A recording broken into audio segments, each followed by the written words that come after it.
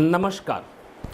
आज देश के भीतर कोरोना संक्रमितों की संख्या 16 लाख पहुंचने को है और इस दौर में भारत के अंदर किसानों की, बेरोजगार युवकों की, महिलाओं की, व्यापार की अलग अलग समस्याएं इसके भीतर समाहित हैं।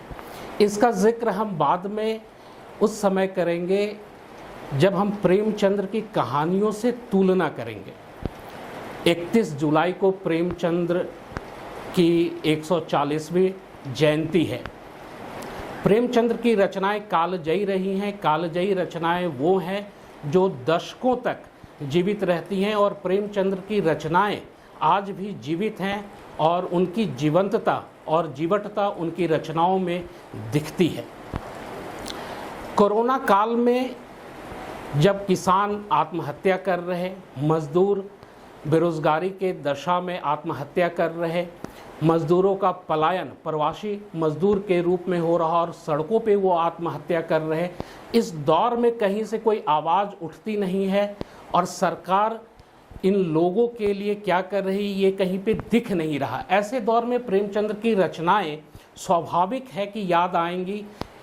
और जब अंग्रेज़ों का वो दौर था जब वो लिखा करते थे और सोज़े वतन उनका जब्त किया गया था और सरकार हमेशा से ये काम करते रही है कि जब भी सरकार के विरोध में कहीं कुछ लिखा जाता है तो उसे जब्त किया जाता है। और शायद आज के इस दौर में सरकार का भय लेखकों पे भी है, साहित्यकारों पे भी है, उपन्यासकारों पे भी है। इसलिए लॉकडाउन से उपजे विभीषिका को कहीं कोई रखा नहीं, कभी कुछ लिखा नहीं गया है।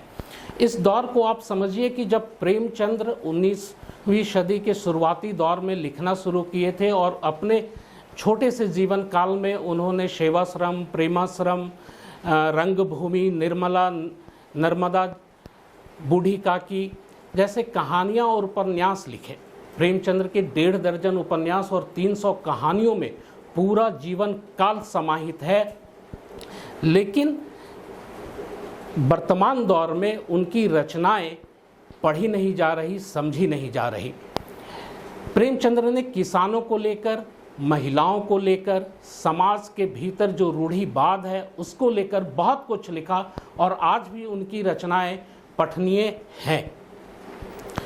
लेकिन इस काल में जब कोरोना काल है और इसकी संख्या 16 लाख को पार कर गई और यहाँ पे लोगों के आत्महत्या का दौर चल रहा, लोग अपने व्यापार खो रहे, यहाँ पे प्रेमचंद्र की रचनाएं आज भी प्रासंगिक हो जाती हैं कि समाज के भीतर जो समस्याएं हैं उसे सामने लाया जाए, उसे रखा जाए।